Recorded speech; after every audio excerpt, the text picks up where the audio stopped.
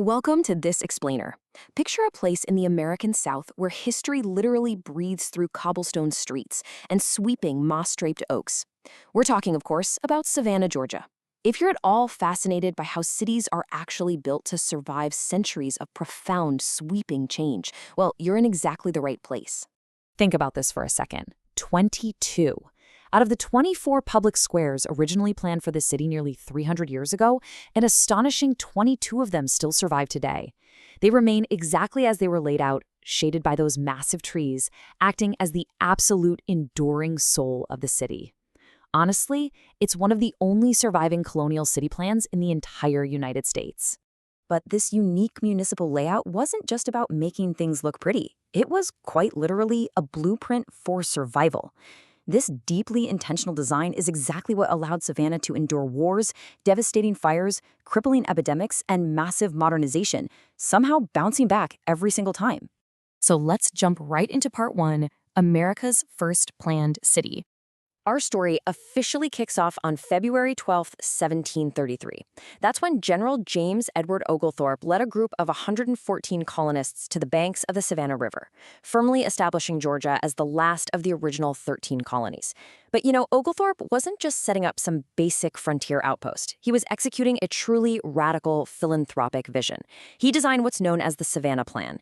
It was this incredibly rigid grid pattern of wards, with each one centered around a public square. He intended it as a fresh start for England's worthy poor, and these squares were ingeniously designed to be town meeting places, the real beating heart of community life. Now, the city's early decades were, frankly, incredibly tumultuous. Beyond just attracting debtors looking for a second chance, it became a major spiritual center. It welcomed Methodist founders John and Charles Wesley, as well as the evangelist George Whitefield, who actually founded one of America's first orphanages right there. But it definitely wasn't all peaceful. During the American Revolution, the city faced a deadly, bloody siege by a combined French-American force trying to break a British occupation. They failed, and the famous Polish nobleman Kazimierz Pulaski was actually mortally wounded in the fighting. By 1786, the capital had moved away to Augusta, but Savannah's biggest, most dramatic transformations were still just ahead. Which brings us to Section 2, the Global Cotton Kingdom. Transitioning into the 19th century, Savannah discovered a highly profitable new destiny and built an economic engine of a scale the world had rarely seen. The invention of the cotton gin on a nearby plantation suddenly made cultivation wildly profitable, and port traffic just exploded. By 1834, the arrival of railroads meant Savannah could export massive amounts of cotton from the interior. And technology was leaping forward too. In 1819, the steamship Savannah became the very first steamboat to cross the Atlantic Ocean. By the mid-1800s, Savannah wasn't just participating in the global market, it was dominating it. It became the leading global exporter of cotton. To put that in perspective, global cotton prices were literally set right on the steps of the Savannah Cotton Exchange. However, we have to recognize that this immense global wealth came at an unimaginable human cost. The plantations and that massive port economy were built entirely on the transatlantic slave trade and the forced labor of enslaved people. In fact, enslaved African Americans built virtually every structure in the city prior to 1861, entirely without compensation. Many who remained in those coastal communities formed the unique and enduring Gullah Geechee culture, a rich heritage that still survives right alongside the historic architecture they built. Moving on to Section 3, Sherman's Christmas Gift.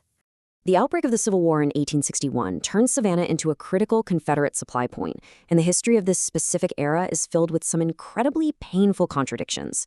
In 1862, Union forces captured Fort Pulaski, tightly squeezing a naval blockade around this vital port city.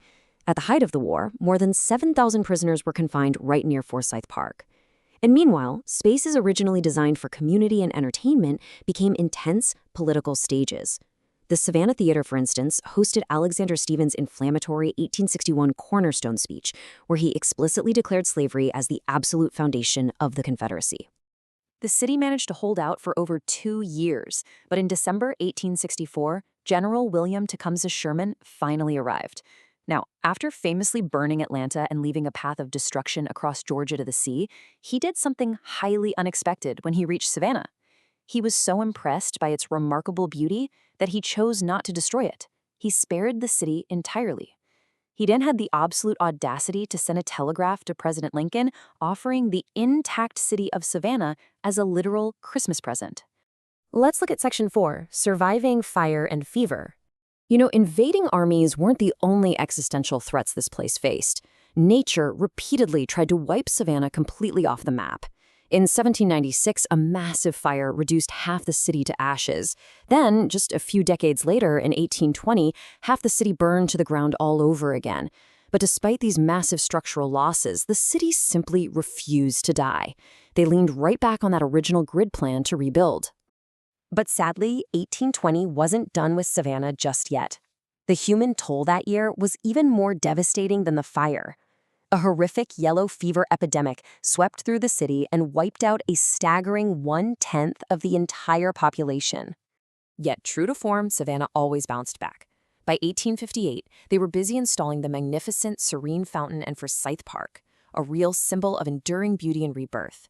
Following the deep hardships of post-Civil War reconstruction, the cotton economy actually rebounded, and Savannah became a world hub all over again right up until the 1920s. Later on, during World War II, the city's economy surged once more when they began manufacturing massive Liberty ships right there on the Savannah River. And that brings us to our final section, a living historic museum. Thanks to a massive 1950s preservation movement that managed to save the old city's grid and over 1,100 historic buildings, strolling through Savannah today is like walking through a brilliant architectural melting pot. You've got Colonial, Federal, Greek Revival, Italianate, Gothic, and eclectic styles all sitting side by side. And it's not just the buildings you have to look at, it's the ground you walk on. The iconic River Street is paved with cobblestones from Europe. Actually, scratch that. They were originally brought over as literal trash, just ship ballast, before the city built up its massive global trade. But beyond the architecture, Savannah is just a city of incredible stories. It cultivated remarkable people who left massive cultural footprints all across America. It's the birthplace of Juliette Gordon Low, the founder of the Girl Scouts. It was home to literary and musical giants like writers Conrad Aiken and James Allen McPherson, not to mention the legendary lyricist and composer Johnny Mercer. There is just something about the setting itself that seems to inspire greatness. Today, the city is a massively beloved destination. As Britannica notes, it exceeds all other Georgia cities in historic interest. Every year, millions of visitors walk through this harmonious, sometimes uncomfortable, but undeniably beautiful living museum. The historic district preserves the past in a way that feels incredibly, tangibly present. Bringing our explainer full circle today, the National Park Service calls the city's history a testament to the ingenuity of its founders, and they hit the nail on the head. The enduring success of Savannah proves that James Oglethorpe's original radical grid of public squares truly was an ingenious blueprint. It was the architectural anchor that allowed the city's soul to survive fires, wars, and centuries of relentless transformation. Which leaves us with this final thought for you to consider. Have you ever had the chance to walk the squares of Savannah? When you look at a city that holds so much heavy, complex history within its grid, which part of it resonates with you the most? Is it the visionary beauty, the deeply painful contradictions, or its remarkable, undeniable resilience? Let that sink in as you think about how our past is built right into the very streets we walk today. Thanks for joining me on this explainer, and keep learning.